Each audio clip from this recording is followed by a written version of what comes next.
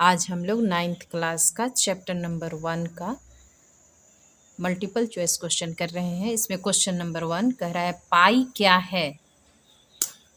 पाई क्या है? पाई एक, हम लोग पढ़े हैं, पाई एक अपरिमेय संख्या है, क्योंकि इसको हम लोग पी बटा क्यू के रूप में नहीं लिख सकते हैं। शून्य क्या है? शून्य एक परिमेय संख्या है, क्योंकि इसको हम लोग पी बटा क्यू के रूप में लिख सकते हैं और क्यू 0 के बराबर नहीं होता है, तो ये परिमेय संख्या है। निम्नलिखित में से कौन बीजातीय है? डिफरेंट है। इनमें से कौन ऐसा है जो इनके जैसा नहीं है? यहाँ हल कीजिए तो 2 दूनी 4 और 6 छक 36। यहाँ हल करेंगे तो 3 तिहाई 9 और 4 चौके 16। यहाँ हल करेंगे तो 4 चौके 16 और 5 पचे 25। यहाँ हल होगा तो √5 ऊपर रह जाएगा और नीचे 4 हो जाएगा, यानी कि इसमें सब रूट के बाहर आ जा रहा है, लेकिन ये जो है एक रूट के अंदर रह जा रहा है, यानी कि डिफरेंट कौन है? D, option D. 4 नंबर दिया है प्रत्येक अपरिमेय संख्या है। प्रत्येक की एक वास्तविक संख्या होगा। प्रत्येक अपरिमेय संख्या जो है ये एक वास्तविक संख्या है। इसमें देखिए प्रत्येक वास्तविक संख्या एक अपरिमेय संख्या होता है। जितना भी वास्तविक संख्या है वो सब अपरिमेय संख्या होता है, ऐसा नहीं है। वास्तविक संख्या में परिमेय संख्या और अपरिमेय संख्या दोनों होता है, तो प्रत्येक वास्तविक संख्या एक अपरिमेय संख्या होता है, तो ये गलत है। क्वेश्चन नंबर 6, प्रत्येक अपरिमेय संख्या एक वास्तविक संख्या होती है। जितना भी अपरिमेय संख्या है वो सब वास्तविक संख्या होता है। पहला ऑप्शन है सत्य, दूसरा असत्य, तीसरा संभव नहीं, चौथा है इनमें से कोई नहीं। देखिए अपरिमेय संख्या जो है, प्रत्येक अपरिमेय संख्या वास्तविक संख्या होगा, क्योंकि वास्तविक संख्या में परिमेय संख्या और अपरिमेय संख्या सभी होते हैं, तो जितने भी अपरिमेय संख्या होंगे वो सब वास्तविक संख्या होंगे, यानी कि ए सत्य है। प्रत्येक पूर्ण संख्या एक प्राकृत संख्या होता है। प्रत्येक पूर्ण संख्या 0 से शुरू होता है। 0 1 2 3 गिनती की वह संख्या जो 0 से शुरू होता है, तो इसमें हमारा प्राकृत संख्या तो 1 से इधर होगा, लेकिन 0 तो बच जाएगा, इसलिए प्रत्येक पूर्ण संख्या एक प्राकृत संख्या होता है, असत्य होगा। फिर देखिए कह रहा प्रत्येक प्राकृत संख्या एक पूर्ण संख्या होता है। जितने भी प्राकृत संख्या हैं ये सभी पूर्ण संख्या होते हैं, सही है। प्राकृत संख्या 1 से शुरू होता है, जबकि 0 से पूर्ण संख्या शुरू होता है, तो जितने भी प्राकृत संख्या है वो सब पूर्ण संख्या में शामिल है, यानी प्रत्येक प्राकृत संख्या एक पूर्ण संख्या होती है, सत्य।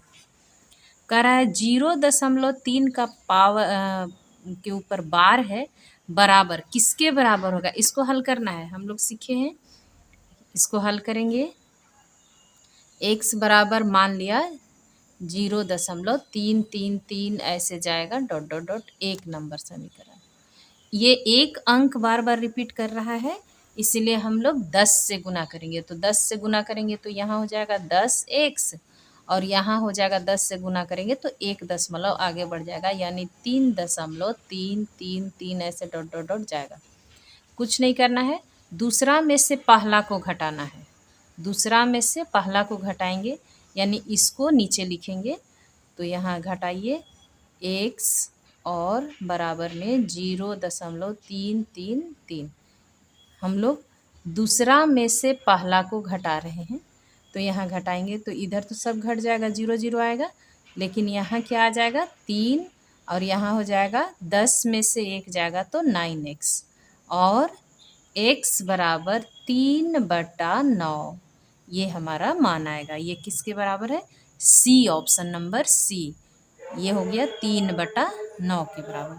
ठीक इसी तरह से इसको भी बनाना है। क्वेश्चन नंबर 10 कह रहा है, क्वेश्चन नंबर 10 में देखिए हम लोग मानेंगे x बराबर इतना जो भी मान दिया है, x बराबर 0.474747 ऐसे गुना हो रहा है। ये एक नंबर समीकरण है, ये बार बार रिपीट हो रहा है, सॉरी गुना नहीं रिपीट हो रहा है, चार सात चार सात चार सात ऐसे बार बार रिपीट हो रहा है, तो हम लोग यहाँ 2 अंक रिपीट हो रहा है, इसीलिए 100 से गुना करेंगे।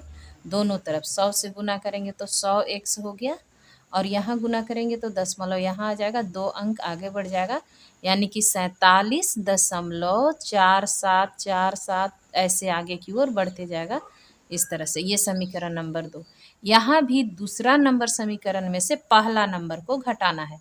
इसको नीचे लिखिए, ये x हो जाएगा, इसका मान लिखिए 0.474747 ऐसे ही जाएगा आगे आगे। यहाँ घटाना है तो ये सब तो 0 0 हो जाएगा। यहाँ आ जाएगा हमारा 47, और यहाँ हो जाएगा 100 में से 1 जाएगा तो 99x, यानी कि x बराबर 47/99। इस तरह से यहाँ मिलाइए, 10 में ऑप्शन नंबर सी है 47/99, ये हमारा ऑप्शन होगा। नेक्स्ट प्रश्न 0.001 के ऊपर बार है, ये किसके बराबर है, इसको हल करते हैं ना। मानेंगे x बराबर 0.001, फिर 001 001, इस तरह से ये आगे की ओर जाएगा, तो ये 1 नंबर समीकरण। यहाँ 3 अंक के बाद रिपीटेशन हो रहा है, इसलिए 1000 से गुना करेंगे। जब 1 अंक के बाद में रिपीट होगा तो 10 से, 2 अंक से होगा तो 100 से, 3 अंक का होगा तो 1000 से, तो 1000 से इसको हम लोग मल्टीप्लाई करेंगे।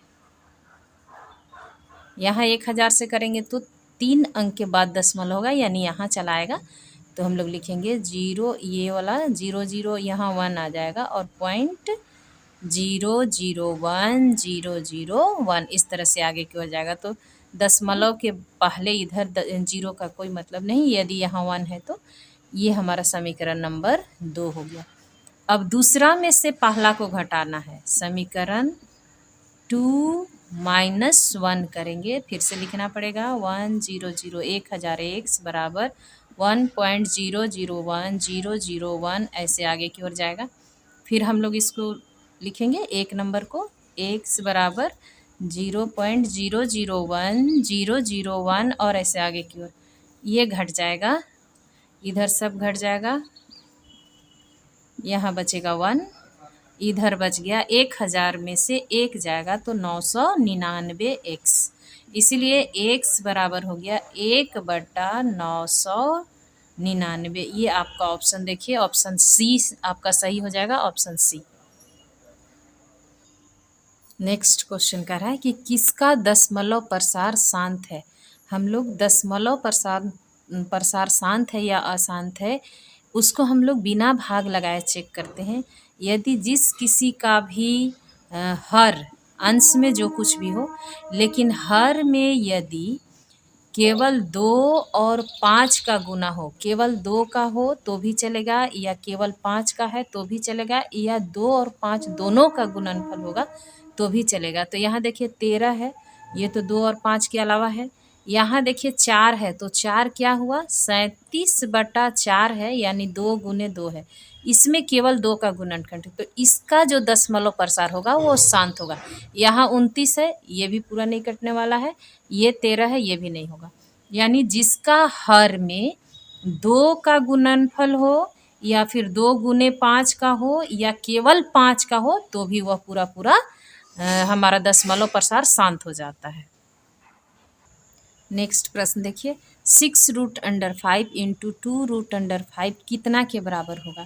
तो इसको हल करेंगे, 6√5 इंटू 2√5, 6 दूना 12, √5 2 ठो है, यानी 1√5 का 1 5 बाहर आ जाएगा, तो ये हो जाएगा 12×5 = 60, यानी कि आंसर आपका होगा ऑप्शन बी।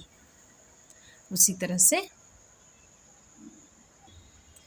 कह रहा है कि 8√15 गुने 2√3 किसके बराबर होगा। इसको हल करेंगे हम लोग, 8 गुने 2 करेंगे तो 8 दूनी 16, और √15 गुने 3, दोनों रूट सेम सेम है इसलिए अंदर हो जाएगा। यहाँ 16 है, इसको और हल करेंगे तो कितना हो जाएगा, 3 गुने 5 गुने 3, ये 2 3 में से एक 3 बाहर आ जाएगा तो 16 गुने 3 रूट अंडर 5 यानी 16 तिया 48 रूट अंडर 5। ऐसा कोई ऑप्शन है? कोई ऑप्शन नहीं है। इसका मतलब है कि कोई ऑप्शन नहीं है। तो यहाँ एक ऑप्शन है 16 रूट अंडर 45 यानी 15 तिया 45, यानी हमारा एक ऑप्शन और होगा 16 रूट अंडर 45। तो हमारा ऑप्शन ए। नेक्स्ट क्वेश्चन है 5 plus root under 5 into 5 minus root under 5 बराबर क्या होगा। यहाँ हल करना है। देखिए हम लोग के पास एक सूत्र है कि a plus B into A minus B बराबर ए का स्क्वायर माइनस बी का स्क्वायर। यहाँ ठीक ये a और ये b का काम करेगा। तो यहाँ 5 है और यहाँ रूट अंडर 5, यहाँ 5 और माइनस रूट अंडर 5। इस सूत्र में हम लोग रख देंगे तो 5 का स्क्वायर माइनस रूट अंडर 5 का स्क्वायर। उसके बाद 5 गुने 5 25 और माइनस रूट अंडर 5 और स्क्वायर है तो ये खत्म हो जाएगा, ये बचेगा 5, यानी कि आंसर आया 20। ऑप्शन सी आपका सही होगा 20। उसके बाद नेक्स्ट है 5 root under 3 minus 2 root under 3। यहाँ घटाव करना है तो ये रूट थ्री का घटाव नहीं होता है, इसके साथ जो अंक होता है उसका घटाव होता है। तो 5 में से 2 जाएगा, कितना बचेगा 3 रूट अंडर 3। तो ऑप्शन नंबर ए। उसके बाद है 1/√7 माइनस रूट अंडर 6 का परिमेयकरण कीजिए। परिमेयकरण करना है, हर का परिमेयकरण हम लोग करते हैं 1/√7 माइनस रूट अंडर 6। जितना नीचे है सेम उतना ही से गुना करते हैं, केवल चिन्ह का फर्क होगा। यहाँ root under 7 plus root under 6 बटा root under 7 plus root under 6। ऊपर तो 1 से मल्टीप्लाई करना है तो root under 7 plus root under 6 वैसे ही रह जाएगा। यहाँ देखिए ये एक बार माइनस में एक बार प्लस में, अभी जस्ट इससे पहले जो फॉर्मूला लिखे थे उसी में बैठाना है। रूट अंडर 7 का स्क्वायर माइनस रूट अंडर 6 का स्क्वायर। स्क्वायर भी है रूट भी है, खत्म हो जाएगा, स्क्वायर भी है रूट भी है, खत्म हो जाएगा, यानी कि root under 7 plus root under 6 बटा 7 माइनस 6 यानी 1, नीचे तो 1 आ गया। Root under 7 plus root under 6। Option देखिए root under 7 plus root under 6 कुछ नहीं है, यानी इसके नीचे 1 है। ऑप्शन ए सही होगा। नेक्स्ट प्रश्न 7 का पावर 6/5 बटा में 7 का पावर 1/5 का मान होगा, क्या होगा। हल करना है 7 का पावर 6/5 और बटा में 7 का पावर 1/5। यहाँ हम लोग देखते हैं कि भाग में पावर घटता है, जो हम लोग एक ऐसा m और n ऐसा था, तो इसमें a का पावर m और ये नीचे से ऊपर जा रहा है तो माइनस हो जाएगा। ठीक इसी तरह से इसको बनाएंगे 7 का पावर 6/5 माइनस ये ऊपर होगा 1/5। उसके बाद 7 का पावर 5 6 माइनस 1 यानी कि 7 का पावर 5/5, ये कट गया तो 7 का पावर 1 यानी 7। तो ऑप्शन ए सही। नेक्स्ट प्रश्न देखिए, यहाँ कह रहा है कि 36 का पावर 1/2 का मान होगा। 36 का पावर 1/2 का मतलब है कि 36 को रूट में लिखा हुआ है, तो रूट 36 को हल करेंगे तो 6 गुने 6 यानी 2 6 में से 1 6 बाहर आ जाएगा, तो हमारा इसका आंसर होगा 6 यानी ऑप्शन सी।